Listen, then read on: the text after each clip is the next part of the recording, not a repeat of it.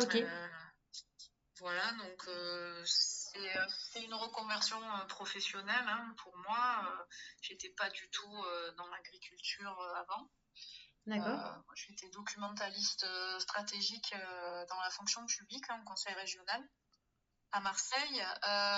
J'ai fait ça pendant plus de 10 ans et puis à un moment j'ai quitté la fonction publique parce que je me sentais plus en adéquation avec mes missions, l'environnement et le résultat de mon travail. J'étais D'accord. déjà spécialisée sur toutes les questions de développement soutenable, protection de l'environnement.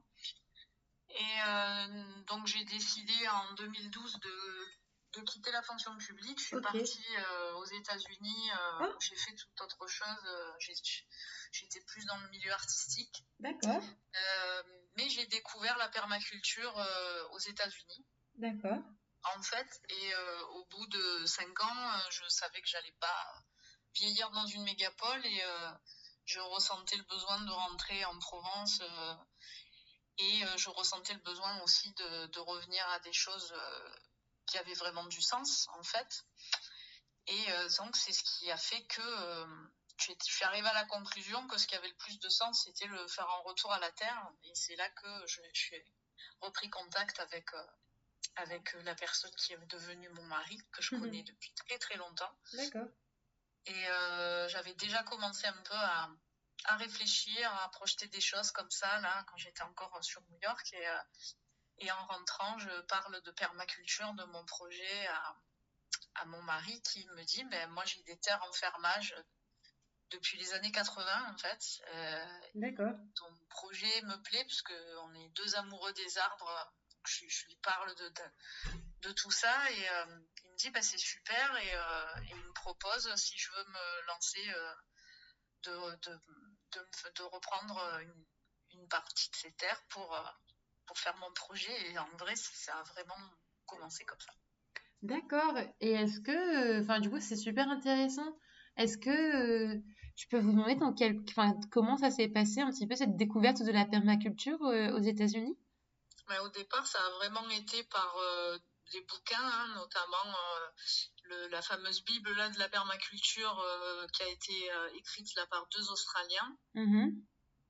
qui reprenaient des concepts tout à fait existants et très anciens, mais enfin c'est eux qui ont fait vraiment ce premier gros travail de compilation et qui ont remis un peu toutes ces notions au goût du jour. Ok, ouais. Donc par beaucoup de lectures et puis sur New York à l'époque, comme dans pas mal de grandes villes, il y avait beaucoup de petits mouvements comme ça qui étaient en train de se mettre en place pour notamment ramener un peu de plantation au pied des arbres dans les rues.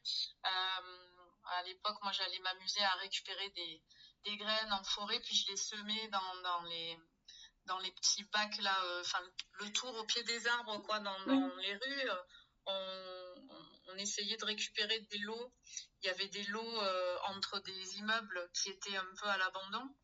Et donc, on cultivait ces lots en plantant des fleurs dedans pour que chaque espace abandonné puisse être un peu réensauvagé ou au moins avoir un peu de végétation. Donc, il y avait plein de petits mouvements comme ça qui commençaient à se créer.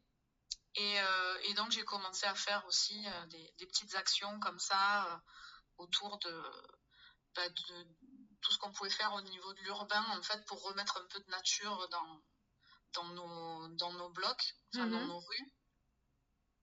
Et, euh, et puis voilà, quoi, c'est un peu de ces mouvements-là que sont partis aussi toutes les actions de végétalisation des toits dans les grandes villes et tout ça. Ok. C'était un peu voilà, ce genre d'élan. Et est-ce que du coup New York, c'était une ville qui était un peu enfin qui était un petit peu à l'initiative de ce genre de mouvement ou Bah, elle a fait il y avait partie des villes, enfin, aux États-Unis, dans toutes les grandes villes comme ça, il y a des parcs qui sont même, comment dire, qui sont entretenus par des habitants du quartier, un peu comme chez nous, ce qu'on appelle des jardins partagés. ouais. Donc ça existait déjà il y a 10 ans à New York, par exemple, dans New York. Ok, dans des quartiers un peu populaires. Enfin, moi, j'étais à Harlem, donc ok. voilà, bon, c'est pas, je dis pas que dans les quartiers chics, vous allez trop voir ça, mais bon, moi, je vivais au cœur de Harlem, Ouais, ouais.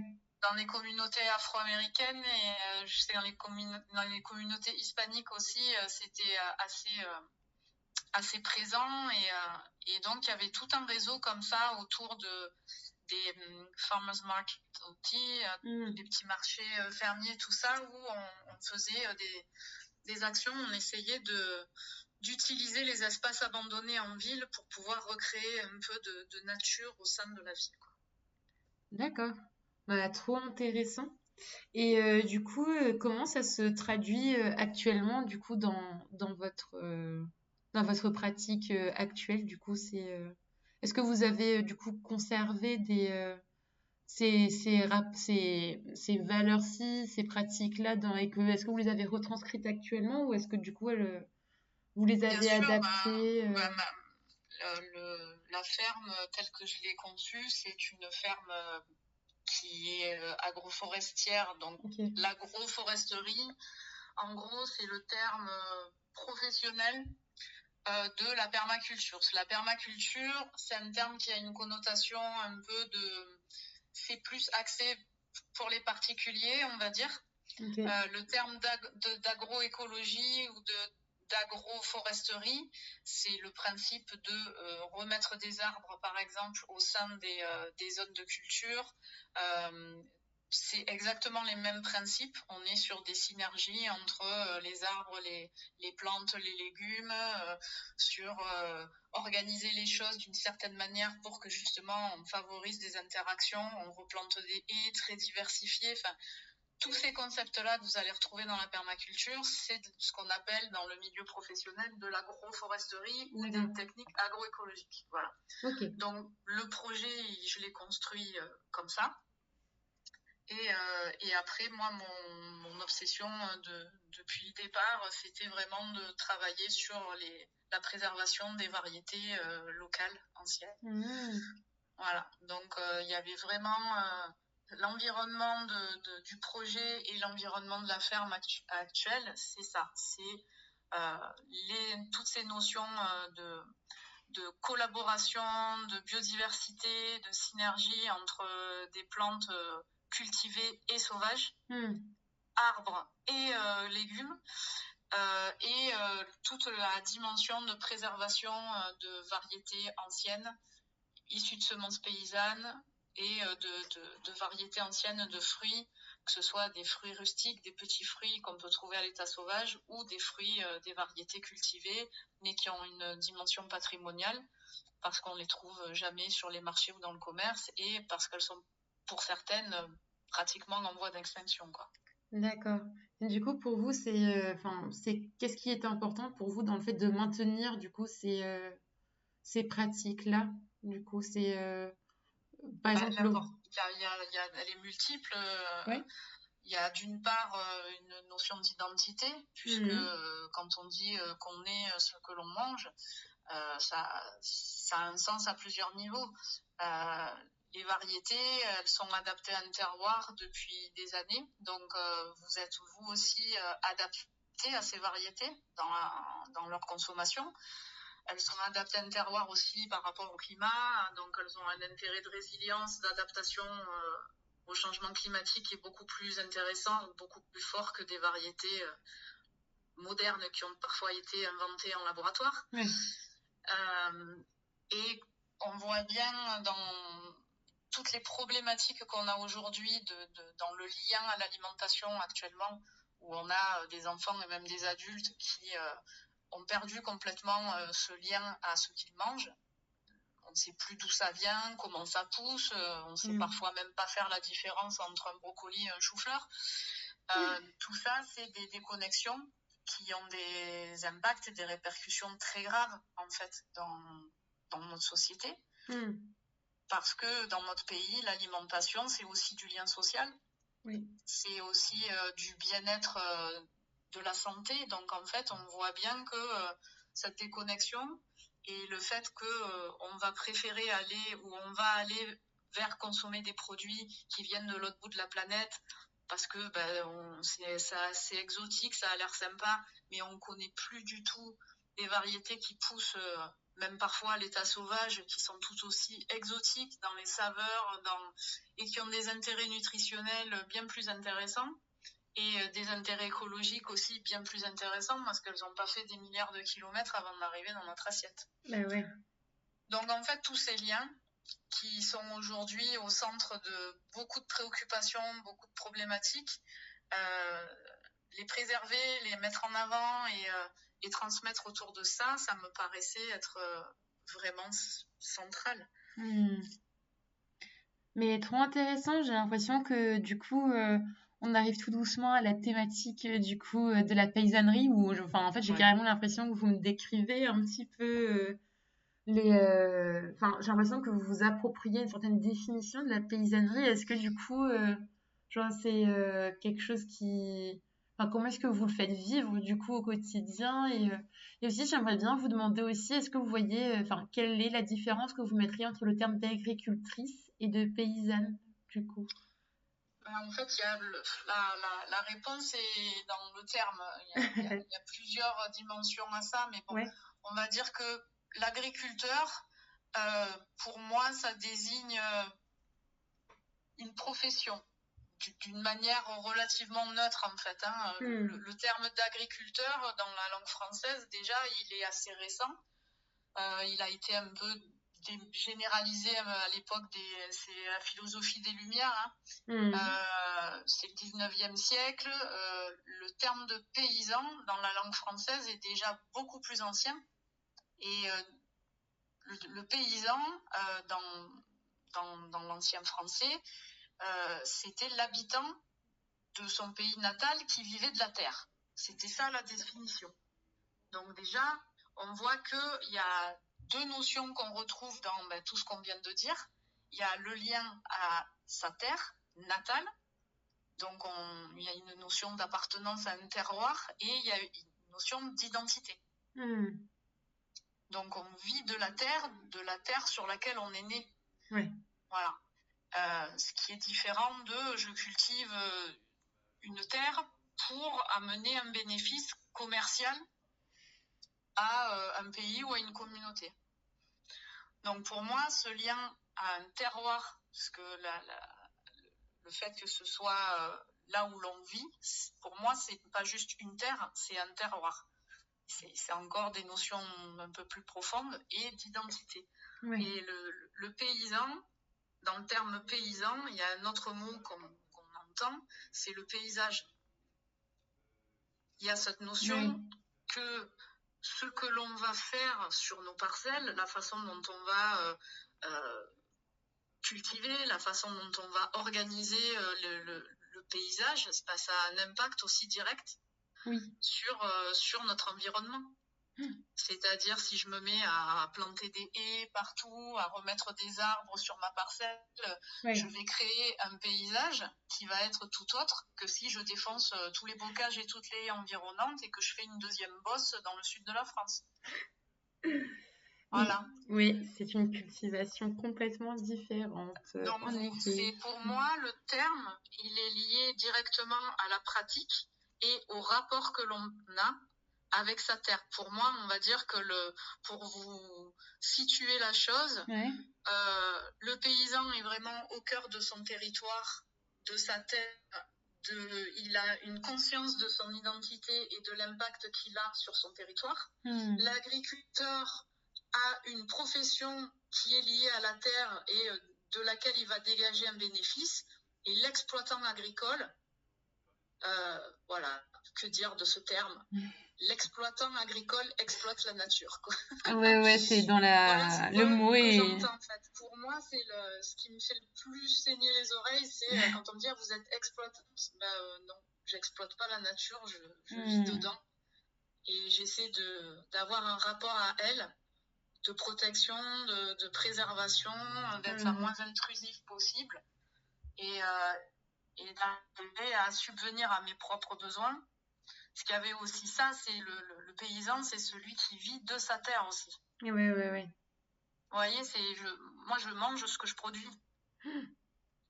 Je suis pas sur des productions où quand je vais récolter, ça part au silo à grains et je suis pas en contact avec qui va le manger, qu'est-ce qu'on va en faire, est-ce qu'on va en faire du pain, est-ce que ça va partir, Ouais. vous voyez? Oui, oui. Donc voilà, pour moi, la notion de paysannerie est vraiment extrêmement liée à un territoire, une identité, un savoir-faire et une relation, une vraie relation avec son environnement, sa communauté et soi en fait Et aussi. oui.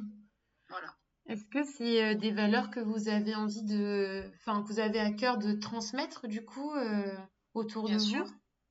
bien sûr, bah, c'est ce que je fais tous les jours par les Ouais. visites de ferme Ah, trop bien. où je reçois des gens sur la ferme en leur expliquant justement qu'est-ce qu'est l'agroforesterie, en leur parlant des plantes sauvages cultivées, en leur parlant des variétés anciennes, en leur expliquant tout ça, pourquoi c'est important, les techniques de cuisine aussi, parce que on l'oublie trop souvent, mais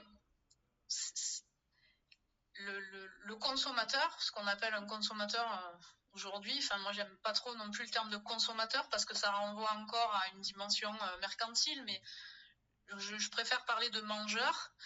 Les mangeurs, ils font partie intégrante du, du cycle de la production. Oui. C'est un acte agricole de manger. C'est-à-dire que tout ce qu'on fait avant, c'est pour en arriver à l'acte de manger. Ouais, ouais. L'acte de manger, pour moi, il n'est pas extérieur à l'acte de produire.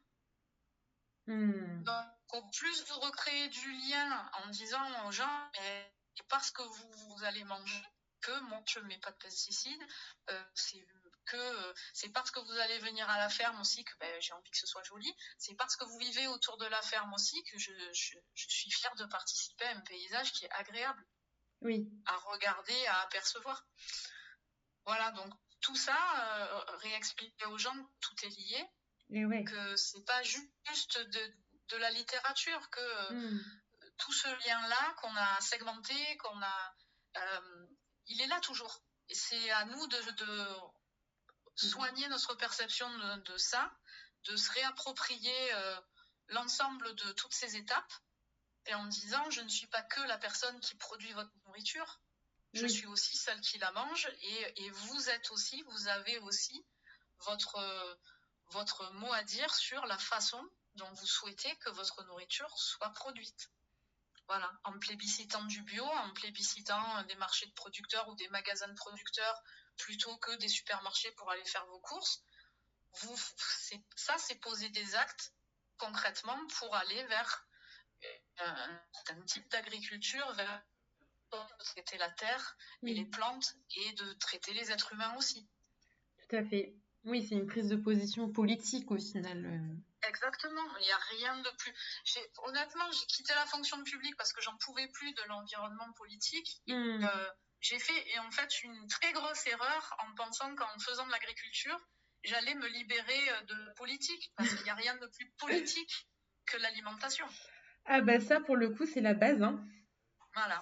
On est au cœur, à la base même, au final, du fonctionnement de la société. C'est autant nécessaire que ça influence. Enfin, c'est tellement nécessaire que ça influence tout le reste, au final, dans la pratique qu'on décide, avec laquelle on décide de la mener, au final, le fait juste de produire de la nourriture. Et en fait, je dis juste, mais c'est tellement complexe c'est complexe et c'est la base, la base de tout. Et ça a des impacts. L'écosystème est circulaire. Donc, tout est lié, tout a un impact.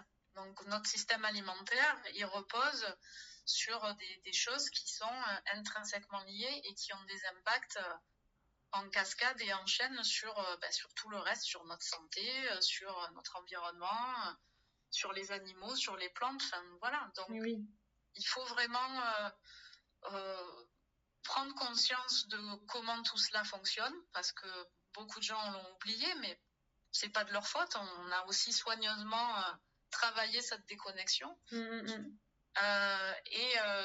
tout ce que je fais, s'articule autour de toutes ces questions-là, de mon implication dans certains mouvements comme le mouvement des cuisines nourricières, où justement on redonne aussi aux gens de l'autonomie en leur réapprenant des techniques de cuisine, parce que vous pouvez avoir accès aux meilleurs légumes, aux meilleurs fruits, si vous ne savez pas comment les cuisiner, vous allez les détruire ou les laisser dans votre frigo 15 jours. Donc quand vous allez les manger, il n'y a plus rien d'intéressant d'un point de vue nutritionnel dedans, parce que tout est resté dans le frigo.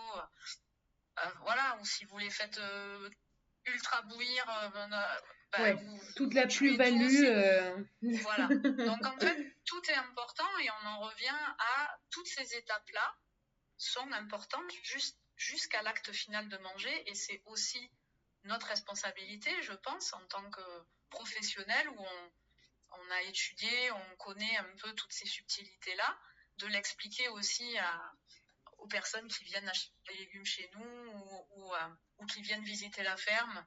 Et on n'y arrivera pas si on n'a pas aussi de l'éducation derrière, si on n'a pas aussi de l'immersion, faire revenir les gens dans les fermes et discuter et transmettre. Voilà, autour de toutes ces notions-là. Est-ce que du coup, c'est une certaine recherche d'autonomie au final, du coup, s'extraire un petit peu des grands systèmes, on va dire, un peu normés, du coup, d'une certaine manière? Clairement, ouais. C'est plus que s'extraire, c'est pour moi encore plus aujourd'hui qu'hier, c'est cultiver sa nourriture, c'est un acte de résistance. Moi, c'est clairement, consciemment, un acte de résistance, en fait. Ça me fait super plaisir d'entendre. Et du coup, justement, je voulais vous demander, du coup, est-ce que, en termes d'énergie, c'est aussi quelque part où vous vous retrouvez dans votre pratique, c'est-à-dire au niveau de la gestion de votre ferme, du coup? Oui. Est-ce que l'énergie, tout ce qui est le rapport à l'eau, à l'électricité et tout, est-ce que c'est quelque chose que vous avez réfléchi aussi comment est-ce que ça se goupille, entre guillemets, dans votre quotidien, dans votre gestion de la ferme? Alors, c'est central, ça aussi, et ça fait partie de la réflexion quand on est sur des techniques plutôt qui tendent vers l'agroécologie. C'est de prendre en compte toutes ces dimensions, y compris l'impact que vous pouvez avoir dans votre utilisation de ressources qui sont très précieuses et limitées, donc l'eau en particulier. Bon, j'ai la chance, moi, là où je me trouve, de ne pas avoir encore de pression par rapport à l'eau. Mais le choix que j'ai fait dès le départ, c'était de fonctionner avec du micro goutte à goutte, quoi. De fonctionner avec des protections sur mon sol qui sont réutilisables pour limiter l'évaporation de l'eau, arroser très très peu. C'est aussi pour ça que j'ai fait le choix de ne travailler qu'avec des semences paysannes que je produis. Parce que mes semences, comme elles sont produites sur la ferme d'une année sur l'autre, elles ont mémorisé aussi les conditions climatiques, le sol, elles sont adaptées. Donc elles sont beaucoup plus résistantes à la sécheresse, puisque de génération en génération, elles sont produites dans l'environnement où elles vont être ressemées. Donc c'est ce qui me permet d'avoir une gestion, donc par le système de goutte à goutte, où on va arroser uniquement la quantité nécessaire de façon très très ciblée. Donc pas d'aspersion de grandes gicles d'eau sur toute une parcelle, on arrose au pied juste ce qu'il faut. On utilise des systèmes de paillage pour limiter l'évaporation de l'eau au sol. On ne tombe pas l'herbe en plein été, tout ça, on laisse tout ça pour préserver l'humidité du sol, pour préserver aussi les insectes auxiliaires qui vont nicher, trouver de la nourriture, parce qu'on a mis beaucoup d'espèces différentes, des espèces locales, pour qu'ils puissent retrouver le gîte et le couvert. Donc on ne met pas de chimiques du tout. On laisse les auxiliaires faire leur travail. Toute cette recherche d'équilibre, elle est pensée, réfléchie en amont. Au niveau après de l'énergie, puisque je suis aussi transformatrice, j'ai commencé donc dès le départ avec un projet de transformation, puisqu'en ayant fait le choix de variétés anciennes, notamment sur les fruits, je savais très bien que ça allait être des variétés très difficiles à valoriser en vente directe, parce que ce ne sont pas des fruits qui sont faits pour être tout jolis, tout calibré, et qu'il n'était pas question de jeter 3 caisses de pommes pour en avoir une, on va dire, comme ce qui se passe dans la grande distribution. Hein. Ouais. Donc, j'avais fait le choix de la transformation. Okay. Donc, j'avais au départ une gamme de confitures, de tartinables, voilà. Je savais que je travaillerais jamais avec un autoclave, par exemple, qui demande beaucoup d'énergie parce qu'il faut chauffer l'eau, donc de l'électricité, beaucoup d'eau. Donc, je travaillais avec un pasteurisateur assez petit, 60 litres, pas plus, et j'ai tenu comme ça un bon moment. Et puis, il y a 3-4 ans, j'ai je suis vraiment rentrée un peu plus dans l'univers de la fermentation. Ok. Et il y a 3 ans, j'ai supprimé énormément de produits à ma gamme, notamment tous ceux qui nécessitaient une pasteurisation. Oui. Et j'ai une gamme aujourd'hui qui est essentiellement fermentée. D'accord. Ok. Donc du kéfir et des condiments lacto-fermentés. Voilà. Génial. Donc les dernières choses que j'utilise qui sont liées à l'électricité, c'est quand je fais de la déshydratation, c'est-à-dire j'ai un gros ventilateur, enfin un caisson que j'ai auto-fabriqué, dont je me sers pour sécher mes plantes en été. Des plantes médicinales ou des plantes plutôt... Des plantes comestibles et aromatiques. D'accord. Voilà, et sur les piments, je fais un pré-séchage sous serre. D'accord. Et avec un affinage après en dernier lieu dans un déshydrateur électrique, parce que là il y a plus de matière humide, donc tout est pensé pour limiter au maximum le recours aux énergies. Voilà, et pour éviter de gaspiller le moins d'eau possible aussi pour préserver la ressource. Mais trop génial, ça me parle beaucoup tout ce que vous dites. Et du coup, comment au quotidien, du coup, ça se retranscrit au final? Quel est votre rapport quotidien au travail? Enfin, du coup, est-ce que vous le vivez comme un travail au quotidien ou... Et un rapport assez... il y a plusieurs dimensions, on va dire. Mon lien à la terre, c'est un lien d'ancrage. Hein, c'est ce qui m'a vraiment permis de replanter mes racines profondément dans mon lieu de naissance, en Provence. C'est ce qui a donné du sens à ma vie. Le sens que j'ai cherché longtemps, c'est ce qui l'a vraiment rempli. C'est ce qui me permet de nourrir mon corps et mon esprit au quotidien. Oui. Et c'est ce qui m'a aussi permis dans mon rapport à la terre mère, hein, je veux dire la terre au sens général, c'est d'être moins dans un rapport de contribution, genre je fais tout ça parce que j'apporte ma contribution à la terre. Au départ, c'était un peu ça, mais aujourd'hui, je le vois plus comme une relation de co-création. D'accord. Où j'ai fait ce que j'ai pu pour créer un environnement qui soit propice à moi, où je puisse m'épanouir, que ce soit professionnellement, c'est-à-dire que j'arrive à tirer une subsistance de l'environnement professionnel que j'avais créé, mais également qui me permettent de pouvoir m'épanouir jusqu'à ma mort. Donc, c'est pouvoir co-créer le présent et l'avenir aussi. Donc, il n'y a que la terre, il n'y a que le travail de la terre qui m'a permis de pouvoir m'ancrer et me projeter en même temps aussi loin, aussi profondément. Donc, ça, c'est un premier lien. Après, je ne vais pas vous cacher que on est dans un système qui nous rattrape très rapidement et où à partir du moment où vous êtes aussi dans une logique économique, il y a des réalités qui vous amènent de la pression au quotidien parce que c'est quand même aussi beaucoup d'investissements.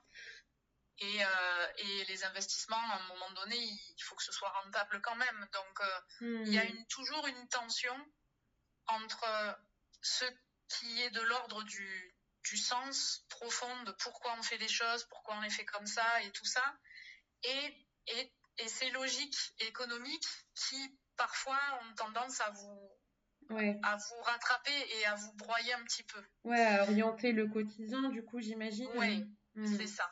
Donc, c'est un métier, c'est clair, où on est tout le temps obligé de faire des compromis. Ouais.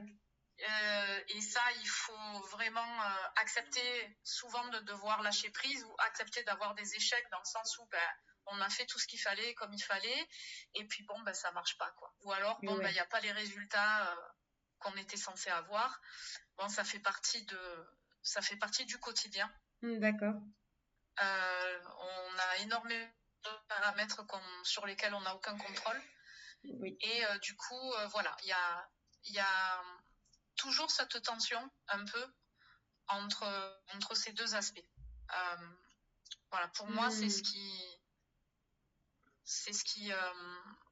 me crée le plus de tiraillement, on va dire, dans ce que je fais. C'est ce qui me demande aussi il y a une nécessité de revenir à soi et de revenir à l'essentiel assez régulièrement, sinon on peut se perdre là-dedans. Et ça a failli m'arriver plusieurs fois parce que après il y a la vie aussi, hein, je veux dire, on n'a pas que des moments dans la vie et quand on passe par des moments de vie un peu difficiles et tout, ça peut très vite devenir aliénant, quoi. Oui, bien sûr. Voilà. Oui, le sens qu'on ne retrouve plus, la satisfaction dans le quotidien. Il faut un peu sortir de l'image d'Épinal aussi en se disant, voilà, tout ce qu'on a énuméré, c'est une réalité et c'est ce qui, concrètement, moi, c'est ce qui me fait tenir. Oui. C'est ce qui m'a fait tenir jusqu'ici.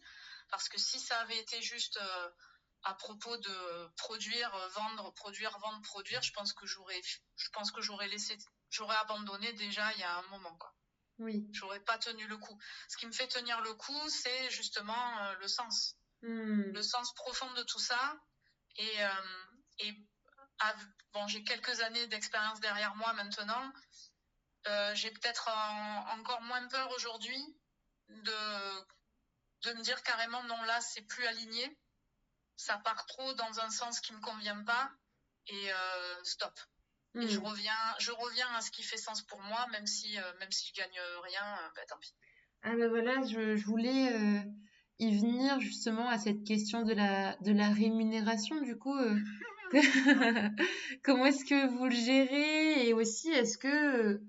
Bon, là, je me doute un petit peu, du coup, forcément, d'après ce que vous avez dit, mais est-ce qu'il y a des tâches, par exemple, qui sont invisibilisées ou en tout cas que vous estimez ne... Est-ce qu'il y a du travail invisible non rémunéré, quoi, dans votre quotidien actuellement? Déjà, ce qu'il faut comprendre avec mon fonctionnement, c'est que on ne peut pas parler en termes de rémunération telle que salaire tous les mois, voilà. D'accord. Depuis le départ, j'ai pas fonctionné dans une logique de rémunération, j'ai plutôt fonctionné dans une logique de capitalisation, dans le sens mon bénéfice est réinvesti dans la ferme, soit sous forme d'équipement, soit sous forme de projet ou de formation ou de, vous voyez. Donc pour moi, mon objectif, c'est l'autonomie. Une autonomie financière, une autonomie d'investissement, une autonomie de fonctionnement. À partir du moment où j'arrive à dégager de mon activité suffisamment pour pouvoir continuer à fonctionner, pour pouvoir vivre au quotidien, manger, payer mes factures, je considère que mon activité est rentable. D'accord. Ça a été ça vraiment jusqu'à maintenant. Ok.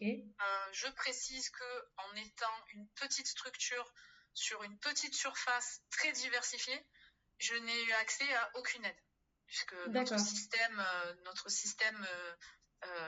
d'aide aux agriculteurs n'est absolument pas pensé et ne fonctionne pas pour mon type de profil, donc pour les paysans en fait. Il fonctionne pour les agriculteurs et surtout pour les exploitants agricoles, c'est-à-dire des grosses fermes avec beaucoup d'hectares, très mécanisées. Voilà, là vous avez des prêts, des investissements, des machins, des aides.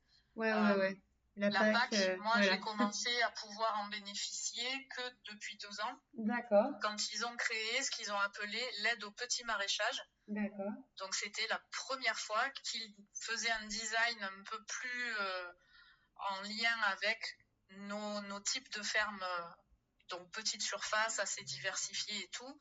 Donc, cette aide-là, elle permettait d'avoir accès à 1 500 € à l'hectare. D'accord. Mais Mensuel il faut... ou Non, non, 1 500 € à l'hectare pour la annuel? saison, Ah, ok, annuelle. d'accord. Voilà, donc Eh autant vous bien, dire que c'est très grand chose. ridicule quand on sait ce que certaines autres fermes touchent, Oui, parce que c'est conditionné à l'hectare. Donc forcément, quand vous avez 70 ou 120 hectares, ben c'est pas les mêmes budgets, quoi. non, c'est sûr. Voilà. Donc il y a ça. Ça, c'est une première chose. Il y a aussi énormément d'aides qui sont conditionnées au fait d'être agriculteur à titre principal. Donc ça, c'est un statut de ce que vous cotisez à la MSA.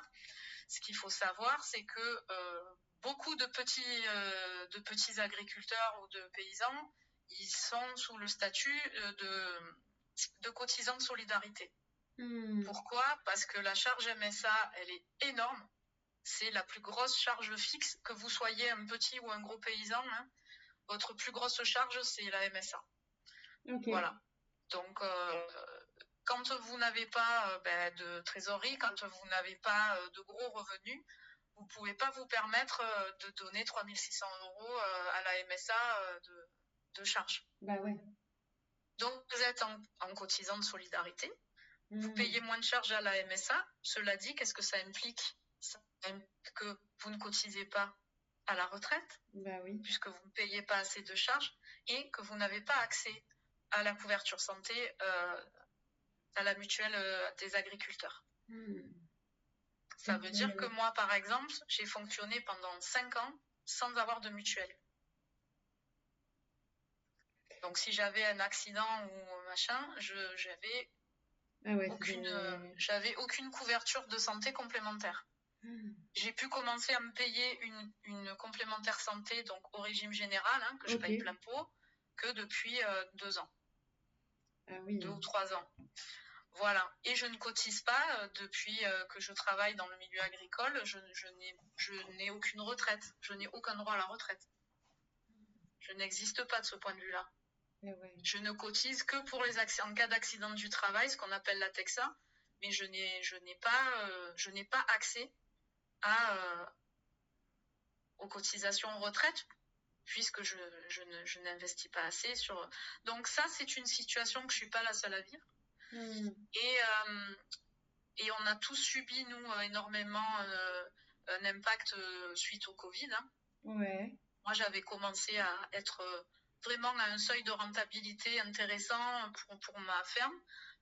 Juste pendant le Covid, j'ai encore bien fonctionné, mais à la fin du déconfinement, en fait, les gens ont quitté les fermes et ils sont repartis faire leurs courses à droite à gauche. Donc moi, je me suis retrouvée avec un chiffre d'affaires qui a fait moins 70%. Et je n'ai recommencé que l'année dernière à arriver à me rapprocher du chiffre d'affaires que j'avais avant la fin de Covid. Eh bien. Voilà. Donc tout ça, voilà, c'est pour vous dire que entre-temps, nous, on n'a pas eu d'aide, ni pendant le Covid, ni après, ni avant. Les DGA et compagnie, vous avez toujours des conditionnalités, soit des conditionnalités d'âge, d'accès par rapport à votre âge, à tout ça. Oui. Voilà, donc c'est assez compliqué. Il existe des programmes plus spécifiquement pour accompagner les femmes. Sur le territoire, hein, partout en France, hein, mais pour des projets agricoles, ça reste quand même assez limité. Souvent, c'est autour de l'entrepreneuriat. Donc, il faut quand même avoir un projet assez structuré avec une offre qui puisse rentrer quand même dans un cadre un peu entrepreneurial, entre guillemets. Donc, déjà, si vous ne faites pas de transformation, que vous n'avez pas de produits un peu qui sortent de l'ordinaire, qui peuvent créer un petit effet intéressant, comme moi avec la fermentation ou quoi, vous êtes vous Ouais. rentrez pas trop dans le cadre de ce type d'aide. Ouais, il Donc, faut qu'il y ait c'est une assez valorisation et compliqué. bénéfice, quoi. Voilà. Soit vous devez rester dans un environnement assez agricole et du coup, vous êtes aussi en décalage parce qu'on est dans des systèmes d'aide et de trucs qui sont adaptés à des modèles de ferme standards, qui ne sont pas représentatifs d'ailleurs de ce que recherchent les gens qui s'installent aujourd'hui. On sait que 80% des personnes qui s'installent aujourd'hui, c'est sur petite surface, sur des projets diversifiés, machin. Donc il y a vraiment un décalage. Ouais. Entre les aspirations et les modèles qui font un peu rêver en agriculture aujourd'hui et le système d'aide et d'accompagnement, même sur les parcours d'installation. Moi, j'ai pas fait un parcours d'installation classique avec la chambre d'agriculture. Quand je suis arrivée, que je leur ai parlé d'agroforesterie, de machin, ils m'ont regardé avec des yeux ronds. Ah oui? Je suis passée par les CIVAM et par les ADR. D'accord. Qui, à l'époque, j'ai fait un parcours éco-paysan qui était beaucoup plus axé justement sur des modèles un peu transversaux, un peu plus alternatifs, voilà. Plus alternatifs. Où là, ils avaient au moins déjà entendu parler de permaculture et ils comprenaient un peu ils comprenaient beaucoup mieux où je voulais en venir. D'accord. Bon, c'est chouette de savoir qu'il y a eu au moins ça comme dispositif parce que c'est vrai que ça se voit, ça s'observe que il n'y a que certaines formes au final d'agriculture qui sont valorisées par le système d'aide, quoi. Donc bon. Mais c'est tout le système dans sa globalité qui est orienté comme ça. Le système alimentaire est orienté comme ça aussi. Il est financé par et pour l'agro-industrie. Je veux dire, c'est même pas c'est pas un positionnement politique, ce que je vous dis, c'est un fait. Je veux dire, il y a des études qui étayent ça, c'est très très bien documenté aujourd'hui. On le sait, quoi. Il y a un vrai langue de bois, il y a un vrai greenwashing autour de tout ça, et il faut vraiment qu'on arrive à sortir de ça. Alors, soit en étant complètement sur l'alternatif et en essayant de recréer un peu d'autres lignes en parallèle. C'est ce qui donnera des résultats le plus rapidement possible. C'est ce qu'on essaye de développer dans nos réseaux paysans. Mais après, le système, il ne faut rien en attendre. Il n'est pas conçu pour nous et il n'a aucun intérêt à nous mettre en avant ou en valeur, en fait. Ils nous mettent en valeur juste pour faire de l'agribashing, quoi, c'est tout. Mais dans les réalités, on n'est pas soutenu. Et on voit clairement par rapport à tout ce qui est voté régulièrement, à tout ce qui est acté, qu'il y a en plus une vraie volonté de défoncer le marché, quoi. Ouais. Non, mais carrément. Oui, il y a beaucoup de progrès à faire dans ce sens-là. Il faut voter. Et c'est pour ça que c'est important de parler aux gens et de leur faire réaliser ça, parce que ça ne viendra pas des politiques, ça ne peut venir que de nous. Parce qu'au final, ce que vous mettez dans votre bouche tous les jours, 3 fois par jour, c'est votre responsabilité, en fait. Lui, Macron, il n'a rien à voir avec ça, ou votre président de chambre d'agriculture de votre région n'a rien à voir avec ça. C'est vos choix. Et en fait, nos choix devraient être beaucoup plus... on devrait s'investir beaucoup plus là-dedans. Oui, le rendre accessible. Être partie prenante, du coup, plus. Oui. En tout cas, avoir le pouvoir d'agir, le pouvoir de comprendre. Le pouvoir d'agir, c'est les mangeurs qui l'ont. Parce que si demain tout le monde décide de plus manger des trucs pleins de pesticides, ils vont les avoir sur les bras, leurs produits. Donc, ils seront bien obligés de les produire autrement, puisque plus personne en veut. Et on n'en est pas encore là. Et non. Et pourtant, c'est très simple. C'est le principe de l'interrupteur. Oui, tout à fait. Vous voyez ? Oui. Non, mais carrément. Ça peut aller très vite. Mm. j'aimerais rebondir sur un des thèmes que vous avez dit plus tôt. Du coup, il y a Mhm. des aides qui sont distribuées aux femmes. Du coup, est-ce que vous observez un besoin et est-ce que vous feriez partie de la demande, du coup, de ce genre d'aide? Euh, alors, j'ai un rapport aux aides, entre guillemets, qui est assez particulier. C'est que Oui. bah, de toute façon, comme dès le départ, je savais que j'aurais droit à rien. Je me suis toujours débrouillée sans forcément chercher d'aide financière, on va dire. L'aide qui m'a le plus apporté, c'est mon réseau. D'accord. C'est les partenaires avec qui j'ai tissé des liens qui pouvaient être d'autres agriculteurs, mais pas que.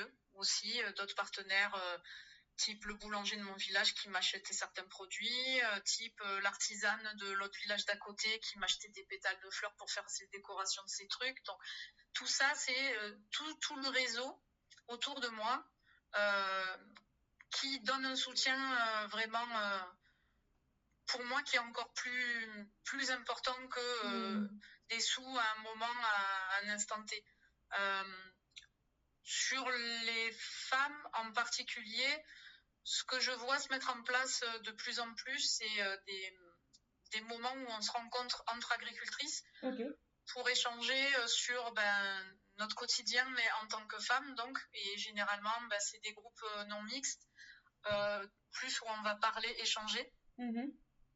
Euh, et j'ai pu, moi, par contre, ouais, participer à des journées type autour des femmes entrepreneurs, mais plus en termes de, justement, parce que je travaille depuis le départ, je fais beaucoup de partenariats. Ok. Et j'ai très vite compris que j'avais pas besoin et j'avais même intérêt à pas graviter que dans un milieu agricole, Ok. à aller chercher d'autres faire connaissance avec d'autres personnes, que ce soit des artisans, des femmes Hmm. entrepreneurs qui étaient liées avec la santé, le bien-être, les bons produits, tout ça. Et je suis ravie d'avoir fait ça parce que ça m'a apporté une grande richesse de réseau Chouette. et d'opportunités. Et c'est ce qui permet aussi de tenir dans les moments où on doute. Hmm. Parce que comme on est lié à d'autres choses, ça nous sort un peu la tête du guidon aussi de temps en temps. Ça nous permet d'aller euh, de produire des choses qu'on n'aurait jamais fait tout seul, Ouais. d'avoir un échange de compétences, d'apprendre d'autres choses qui peuvent nous servir aussi dans notre vie de tous les jours, quoi. C'est comme le fait Hmm. de parler une langue étrangère, par Tout à exemple. fait. Ça ouvre d'autres opportunités. Hmm. Donc voilà. Donc moi, c'est plus ce type d'aide-là Oui. que j'ai Le, activé. le collectif. Voilà. Le collectif, ouais. Et c'est ce que je conseille chaque fois que j'ai des stagiaires ou des jeunes qui veulent s'installer et tout ça. Ouais. Je leur dis, mais parlez avec tout le monde, quoi. Même parler avec les vieux, même les anciens qui vous regardent par-dessus la barrière et qui vous disent, oh jeune, c'est pas comme ça qu'on fait. Souriez, dites, ah ouais, alors c'est comment qu'on fait, même si vous n'allez pas derrière, mais voilà, soyez Hmm. ouverts. Prenez ce qu'on vous donne et après vous voyez ce que vous voulez faire avec. Mais il faut être dans l'ouverture Hmm. parce qu'on a des métiers qui isolent beaucoup aussi. Est-ce que c'est, enfin, du coup, j'aimerais aussi pas discuter un petit peu, c'est un peu lié quelque part, du coup, mais est-ce que, du coup, le fait d'être une femme, du coup, est-ce que vous pensez que c'est orientant, du coup, dans votre pratique au sein d'un réseau, mais aussi en tant que paysanne, est-ce que même ça représente une fierté ou au contraire, est-ce que c'est quelque chose qui vous est indifférente Indifférente, non, ça ne m'est pas indifférente parce que j'ai conscience des enjeux aujourd'hui, de notre place dans la société où il y a Hmm. toujours il y a du boulot encore, mais après moi, je me considère pas comme une femme qui fait de l'agriculture, en fait. Je me considère, moi, comme une personne Mhm. avec ma sensibilité, Oui. avec mes convictions, avec mes valeurs. C'est tout ça que j'apporte dans ma façon de travailler, dans ma façon d'en parler, dans les connexions que je fais entre ma pratique et les autres.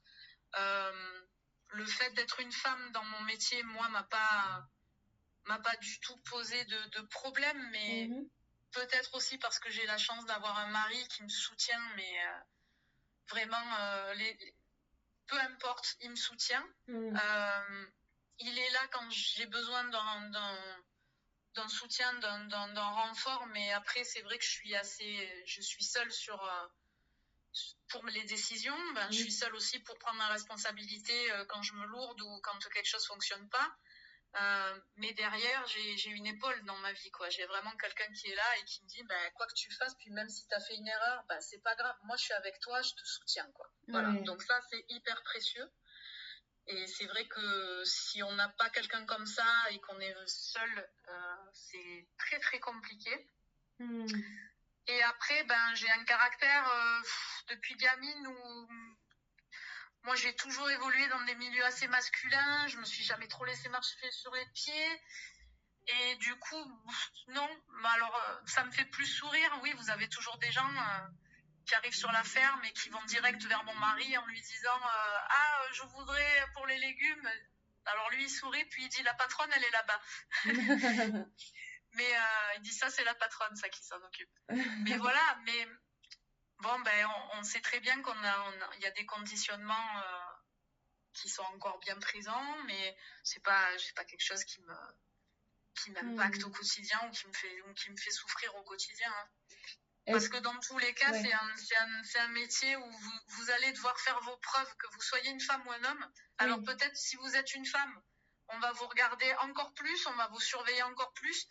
Et je sais que, parce qu'on me l'a rapporté, ça a beaucoup parlé au village et tout. Mais je sais aussi que maintenant, quand les gens parlent de moi, toujours d'après les échos que j'en ai, parce que moi, j'ai pas trop le temps d'aller au bistrot du coin. Mais on me dit, les gens, au début, on me disait, les gens, ils parlent de toi. Et puis maintenant, on me dit, les gens, ils parlent de toi. Ah ouais, le ton n'est pas le même. C'est pas voilà. C'est pas la même chose parce que depuis, il y a du chemin qui a été fait, puis il y a mon implication aussi pour les villages, les communes, les gens, ils ont appris à me connaître. La ferme a toujours été ouverte. Ça a toujours été important pour moi que la ferme soit accessible et que les gens qui m'appellent en me disant mais on aimerait bien voir, y a pas avec plaisir, venez. Prendre le temps de leur parler, de leur expliquer, parce que vous pouvez pas créer de confiance, de relation de confiance avec les gens si vous n'êtes pas transparent par rapport à ce que vous faites. Oui. Voilà. Donc, il y avait un peu ce truc quand même de faire ses preuves, mais ça, du coup, vous pensez que c'est pas du tout directement lié au genre, du coup, peu pas importe. du tout. Okay, c'est la même chose, et quand j'en parle avec des petits jeunes, c'est pareil, que vous soyez un homme ou une femme. Alors, ils auront peut-être encore plus d'a priori parce que vous êtes une femme, mais après, ils vous respecteront d'autant plus. Oui.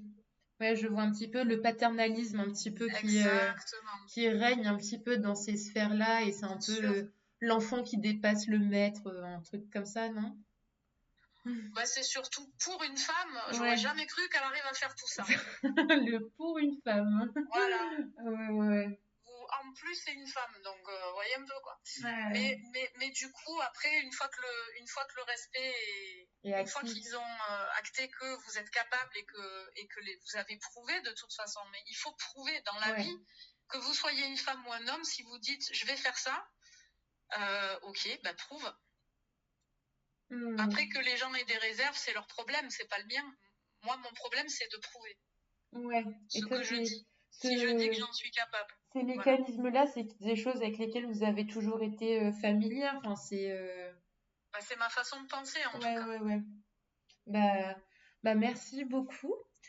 Du coup, je ne veux pas prendre plus de votre temps. En tout cas, c'est trop intéressant. Ça me parle. Il n'y a pas de souci. J'avais prévu du temps pour vous. Donc, et moi, je suis petite fille de paysans et paysannes. Du coup, ça me parle encore plus. Du coup, c'est quelque chose que... C'est chouette de faire ça, de faire cette mise en lumière. Oui. Il y en a besoin parce qu'on ne voit qu'un seul type d'agriculture. On voit trop qu'un seul type d'agriculture. Et je trouve que c'est dommage parce que je crois que dans vos questions, il y avait quelque chose lié à la vision de l'agricultrice selon les gens. Oui. Et on est quand même encore beaucoup sur une image un peu d'Épinal où déjà, une ferme, il y a des animaux. Enfin, vous voyez, pour Oui. les gens, ils viennent ici, souvent la première question c'est alors vous avez des animaux?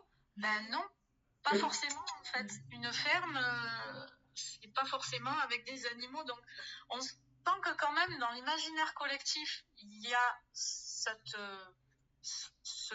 plutôt le modèle du paysan, la petite ferme vivrière avec son petit cochon, sa petite vache, ou de ce truc de subsistance, cette agriculture de subsistance, alors qu'on est dans un modèle industriel. On est dans l'agro-industrie. Je veux dire, on nourrit les 90% des gens sont nourris par l'agro-industrie, pas par la paysannerie.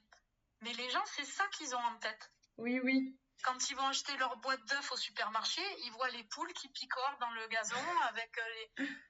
Alors que même les poules plein air, elles sont enfermées. Ça, je suis assez bien renseignée là-dessus. Oui. Elles sortent 1 heure par jour, mais le reste du temps, elles sont enfermées. Et pour peu qu'il y ait des alertes de grippe aviaire ou de machin, elles sont confinées parce que c'est les lois sanitaires. Oui. Et en gros... Donc, en fait, c'est là où je trouve qu'il y a un décalage un peu. Et c'est malheureusement sur ça que l'agro-industrie joue beaucoup. Parce qu'ils savent que les gens ont une image de l'agriculture qui est plutôt celle de la paysannerie. Oui. Alors que on est massivement dans une ère d'agro-industrie. Oui, il y a un décalage entre la vision extrêmement romancée que les gens se font et qui même leur est imposée, au final, du coup. Ça dépend, tout ça. La vision. En fait, du coup, en ville, c'est vrai qu'il y a vraiment ce décalage parce que, du coup, forcément, l'ouverture sur le monde, elle est un peu plus.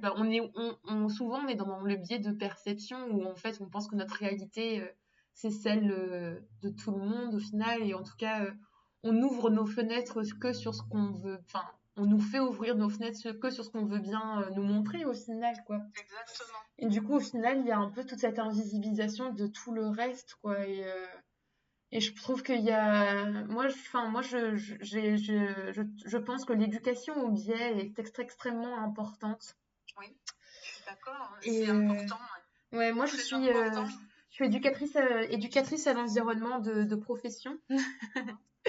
Et voilà, quoi. Surtout l'éducation par l'approche sensible et critique. Et effectivement, il y a des petits biais, mécanismes tout simples enclenchés pour activer les systèmes de réflexion et sortir un petit peu.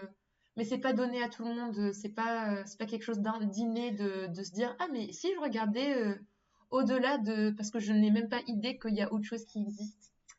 C'est un petit peu, c'est un peu une sorte de rouage, comme vous avez dit au début, bien huilé quoi. Ouais, mais c'est pour ça que ce que vous faites est important.